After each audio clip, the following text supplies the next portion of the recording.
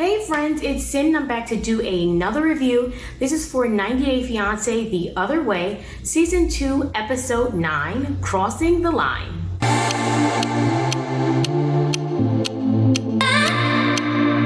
Alright, so we are going to start with Biniam, aka Baby, and Ariella.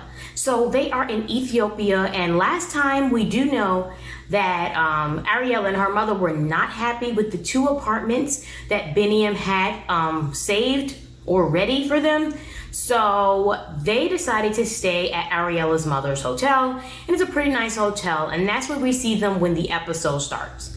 So after that, it's all about them going to check out the hospital that's in Ethiopia, in the town they're in, to see if it will be okay for Ariella to give birth. So they're like on their way there. We see Ariella have an interview with the camera, and she's like, oh, well, I really hope the hospital's gonna be good because I'm afraid that my mother's gonna say, oh, you can't give birth here, and then we'll have to go home. And I'm like, girl, ain't you grown? How your mother gonna tell you that you have to go home? You're grown. You can decide to do whatever you want to do. But apparently Ariella just lets her mother make decisions for her, because if it's me and I decided to pick up my life and go to Ethiopia, it's still my decision whether I'm going home or not. But I guess not in her world. Her parents make her decisions. She need to grow up and make her own decisions for herself. Because I was just sitting there like, I'm confusion. Then they do get to the hospital, and of course, in Ariella's mother's fashion, don't know the woman's name. I don't like her. In her typical fashion, she's being ridiculous, judgmental, it's disgusting. So she gets to the hospital and she's just like, oh my God, it's clean. I cannot believe the cleanliness of this hospital. Oh, they have a NICU. I would have never thought. They have medicine. I didn't think that. Because somehow in Ethiopia, they can't have things that they have in America in her mind. She's really disgusting, and I do not like her. And I'm honestly tired of her comments about the country, and thinking that it's below her, or thinking that standards are going to be so low, and now she's so pleasantly surprised that the hospital's actually nice, and they actually have medicine, She's so trashy, and I say this every time I talk about her mother or Ariella as a whole. I'm not really fans of them. I'm not fans of them at all, actually. That, they really get on my nerves, and I just see it every time I watch the show. So, Ariella's mother, who's a nurse, deems it fine for Ariella to have the baby at that hospital. She's like, yeah, it's great. So she's actually upset. She's like, oh, I wish the hospital wasn't nice, that I could bring Ariella back home with me. Whatever. So Ariella's going to stay in Ethiopia, and she's going to have her baby there. Then we just see at some point Ariella, Biniam, and her mother go and sit down, and they're having coffee, and Ariella's mother is grilling Biniam. She wants to know what happened with the previous girlfriend, how she had to go back to America, and Biniam like, oh, nothing serious. She just thought I was cheating on her a little bit, but I wasn't. But I apologized, and she blocked me. Now, there's a lot of holes in this story. He may or may have not been cheating, but we don't really know because we don't have a lot of information on it. I honestly think part of the problem is that Biniam doesn't fully understand everything English. He does speak English really well, but he doesn't fully understand everything. So I think that's hard. He seems a little shy, but we will see if he cheated or not, because we really don't know. But it just seems like something had to happen. Either he cheated, or there was some type of evidence that made it look like he was cheating, because nobody just goes back to America and blocks somebody, if they didn't have evidence that seemed like if they were cheating. So, something ain't adding up, Biniam, but we don't have enough evidence for me to say. But I'd like to know. I'd like to know, what really happened. But it don't sound good. We'll see. But I said from the beginning, because Biniam already had a relationship previously, and that the ex-wife went to America with his child, I just said that seemed a little like a pattern for me, and that most likely Ariella is going to be moving back to America with her child, because I just see that as going to happen. I just do. Then it is Tim and Melisa, aka Cheating Tim, that's what I always call him. So Cheating Tim and Melisa. Cheating Tim is on his way to Colombia to move with Melisa. So he gets there, he's like, oh, I'm not sure if she's gonna be happy to see me, because I cheated on her and she's still not over it, which she has all right to not be. And when he does see her and they meet each other, they are happy to see each other. Melisa's happy to see him, but she does say to the camera that he looks different because he gained weight. When they did show their pictures from when they were younger, he was a little smaller, but I don't think he looks that different. I think he just looks like he gained weight. He doesn't look different. They look older, not as young as they looked in those pictures they would, show on the screen. But besides that, they pretty much both look the same, except older. So whatever. So after that, we see them the next day and they're meeting up, they're going out for lunch and to eat. So they go to this place and Melisa is like, all right, let's cut to the chase, all right? We're gonna discuss this cheating thing that you did again, because I need more information. So she's like, all right, what made you do it? Why did you do it? All valid questions. Tim is like getting defensive. The second she starts asking it, he's getting defensive. I'm like, all right, got it. So you don't really want forgiveness, you're just trash. So he's just like, I don't know. I really didn't plan for that to happen. I hate when people do that. Okay, you didn't plan to cheat on someone. Or they say things like, what do they say? It just happened. No, you didn't just have sex with someone. It didn't just happen. That's literally not how it works. So stop lying, tell the truth, and let's get to the bottom of it. But he's just like, yeah, I just was flirting with her a little bit. Then we would have text. Then I invited her over. And Melisa like, okay, so you planned this. No one just invites somebody over that they kind of liked and didn't want to, have sex with them or start cheating on. And he's just like, no, I really think I would have been able to toe the line. So he wanted to toe the line of cheating without sex. So, because basically all he was doing, flirting, text, inviting people over, that was all cheating, just in a smaller way. And he was like, I could toe the line between small cheating and having sex with somebody cheating. But when she got there, I was weak. Tim, let's not. You're a cheater. You should just be asking for forgiveness, explaining that it was a weak point. I don't know, I just feel like he doesn't have any remorse. And he tells Melisa, he's like, yeah, I just had, my physical urges were more important. And I just didn't tell you all of these things because every time I talk about it, you want to break up with me. And he's just making it seem like it's all Melisa's fault. And he's like, yeah, and the distance was getting to me and I didn't want to tell you. But if you're in a relationship, you explain these things to people, what's going on.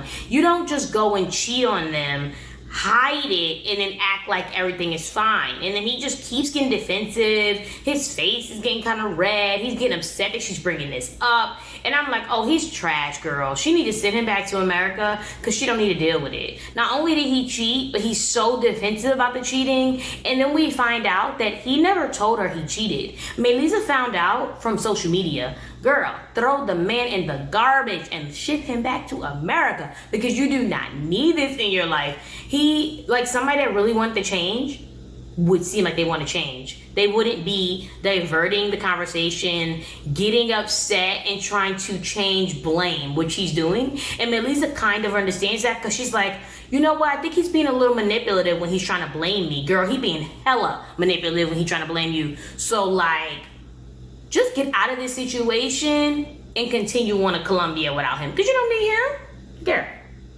No. She don't need him. So, she needs to drop Tim and keep it moving. But that's it that happened with them. But I just feel like this episode really revealed Tim's trashy ways. Because, honestly, cheating on somebody is trash. But I think there is people who can be redeemed. I think that people can be redeemable. People really want to change. But Tim doesn't want to change. He doesn't want to accept the real blame. He wants to kind of divert it and change the blame and make it seem like it's not that bad and that they should stop talking about it. But if you cheat on somebody and that person wants to bring it back up, that's his fault. He's like, oh, I thought we were done with this conversation. No, the conversation can never be done. And if you want it to be done, then don't go out with her because you should never cheat on her. And if she wants to bring it up, she can bring it up because you shouldn't have did it. Make it make sense. So that's it though with them. Then it is Devin and Jihoon. Why I be calling this man Jihoon? Then it is Devin and no, that's his name. I want to call him Jihan. Oh my god. Devin and Jihoon. Jihoon is his name. Like, what is wrong with me? So it's Devin and Jihoon, right? South Korea. We know that last episode, Jihoon was crying to his mother because Devin doesn't want to be with him because she knows that he's a liar. He manipulated her into coming to South Korea. So that's what happened. And now it's the next episode. And Devin has stayed at the hotel with her mother because she was upset with him. So we see this happened twice in this episode. First it was Dang, Ariella, now it's Devin. So she's with him at the hotel. They go to the market and Devin is really happy. She's like, oh my gosh, I can order stuff, which I thought was kind of funny. Like, I'm not trying to knock the girl. I'm not. All right, I am. But she's like, I can order stuff. And all she said was 5 and thank you. So I'm like, girl, that's not even that much. I can't speak Spanish, but I know how to say more than 5 and thank you. And I'm nowhere near good. So I'm just thinking, that's not really an accomplishment. But you know what? I'm rude. I guess I'm rude. So anyway, to prove the point that she really don't know much of the language is that when she does go to actually order a whole bunch of food, like for lunch for her family, she can't say anything to them, and the translator is not really working well, and they just end up with like some plates and they don't like everything. Like some of it's bugs, they don't want to eat it. And I'm like, girl, I'm not gonna blame Devin completely. I know she has a lot to do. Like, she had to work, she has 2 children, Jihoon ain't helping her out. So I know she probably had less time to study and learn the language before she got to South Korea. But these people need to be prepared when they are moving to another country. I'm not going to another country and I can't say some things. Like, I need to be semi-fluent by the time I get there. Or at least I can say I tried my hardest to be semi-fluent. And if I'm not, because I just couldn't learn that quickly, because everybody don't learn that fast, I wouldn't be mad at myself. But if I tried, like I really didn't try at all, and I decided I'm going to use a translator the whole time, I'd be upset with myself, because that's setting yourself up for failure. But after that, Jihoon and Devin meet up for this little lunch with his parents, and they're gonna discuss things. So they get there, and what cracked me up is Devin is coming into the restaurant. Jihoon and his parents are already sitting down. Jihoon walks by Devin like he don't even see her. He tells the camera, oh, I was so embarrassed. Boy, that's rude. You can't walk by people and not talk to them. Like, what are you doing? So he walks by her. Okay. What cracked me up though is that Jihoon's father was like, oh, Devin's coming to the mother, and he like, stand up. And Jihoon's mother like, for what? Shut up. Don't tell me to stand up. I'm not standing up. Don't tell me what to do. Oh man, I was cracking up. I'm like, dang, she getting upset for nothing. She basically was like, Devin's not important. I don't need to stand up for her. Who is she? Jihoon's mother is a mess. So Devin does get in. They're discussing things. It seems like at first it is going well. Jihoon's father's actually a really nice guy. He's very understanding. He makes sense. He's like, Jihoon, why would you be giving your mother the money when you knew she needed that money after the baby? Why would you do that? Apologize to her. You should never do that. So Jihoon tries to apologize, but that translator she has is terrible. He tries to say like, yeah, I'm sorry for the money, taking the money, and it makes him say something about like he'll spend the money again. That translator is going to be the death of this relationship. I mean, besides Jihoon being manipulative and ridiculous, but that translator is such a mess. Like, she needs a better translator. I think a phone would translate better than that little thing she has. It's terrible. So because of the miscommunication with the translating, this is going really bad. Jihoon's getting really upset, and he's not speaking English anymore, and he's just yelling and getting mad. So the whole thing just, goes to shambles. And Jihoon basically gets very upset and storms off, and he almost hits Devin in the face with his leg because he's so upset and he storms off. She need to go back to America. The man don't got it together, and he over here about to hit people in the face with his knees because he's so upset about a translator. I can't. So Jihoon's father, we see, I feel like you find out in here, even though maybe we knew already, is honestly a really good person, that he understands the problems that went on.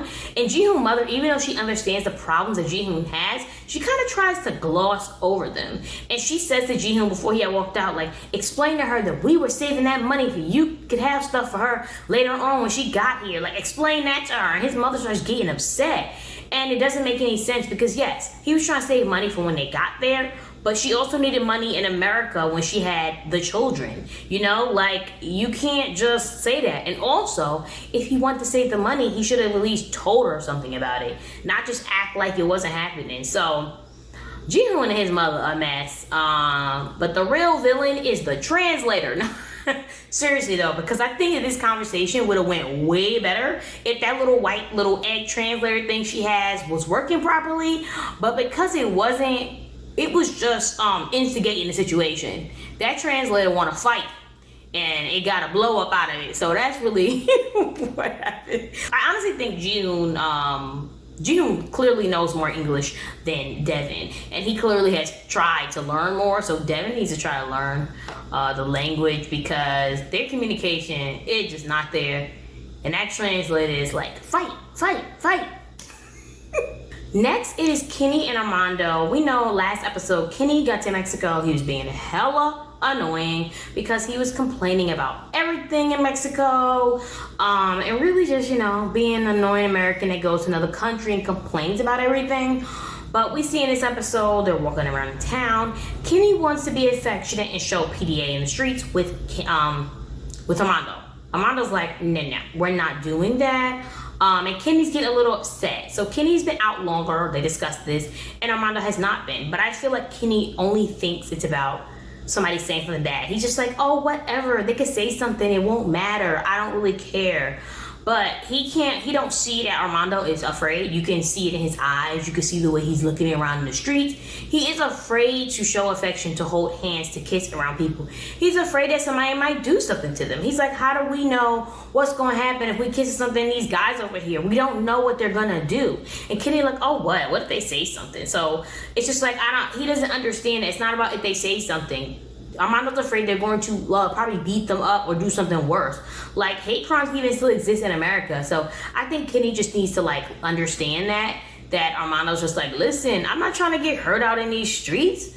Like, I'm just trying to live and be happy. Can we do this in the house? So they do go to the Jesus statue, and they kiss in front of the statue, and they hold hands because nobody's over there. And that's really the end of it. And Armando's just like, yeah, I'm just trying to become more open. But, you know, as of right now, you know, you've been out longer than me. Chill. Give me a chance. Also, these streets are scary, you know? So that's really it with them. And we'll see what happens later. I honestly think that if they wanted to be in a place, I feel like that they would feel more safe, open. I don't really know much about Mexico, but maybe they should have moved to a bigger city, because usually, you know, just like in America, bigger cities are more accepting of people, even though, you know, they have their issues too. But usually in bigger cities, you get more acceptance, less looks, less fear. So I think they should have moved to a bigger city if they could have afforded it, and they might both feel a little better. Lastly is hot mess Britney and Yazan, who weren't too much of a hot mess this episode. So Yazan and Britney are getting ready to see Yazan's uncle, and Britney actually does ask what she should do when she get there. She's like, should I hug him? Should I shake his hand? Like, what is the proper thing to do? And Yazan's like, yeah, shake his hand, that's good. So they get there, she does shake his uncle's hand. His uncle seems like a very nice person. He explains that Yazan's family is really conservative. His father's conservative, and he actually doesn't like fully believe in the way they do things. He's like, Islam is not a thing you force people into. People should choose to, and it is against the religion to force somebody into something. And he's like, if Britney want to convert, she should convert, but that is her choice. And that makes sense. Like, if only that was Yazan's father, because their conversations would have went so much better, and their meetings would have went so much better, and we wouldn't be in this crazy situation that they in right now. But the uncle does says Britney would have to change some things because you know how the father is. And Britney ends up being like happy about the situation. She's like, okay, yay. Somebody actually supports our relationship. Maybe this will go well and our love will bloom and be great. Yay. And I'm like, girl, did you forget that you married and you ain't never tell nobody? Like, everything can't go well when you're married. I think Britney need to get it together. I still think she need to go back home because it's not going to work. And when everybody find out she married, oh, it's going to blow up. It's not going to be good. So I think she needs to just let it go. But maybe it'll work out for her. Maybe she'll pull off this scheme and lie. But no, marriage should start with a lie. because Yazan's uncle is gonna buy them time for them to get married. So we'll see how it goes. I just think it's crazy that the situation has a band-aid on it, like on a volcano. How long that's gonna last? Not long. Not long at all. So she better be prepared for this to blow up on her. Cause it don't make no sense. But that is it for my recap and review of 90 Day Fiance The Other Way, Season 2, Episode 9, Crossing the Line. I'll see y'all on my next one. Bye.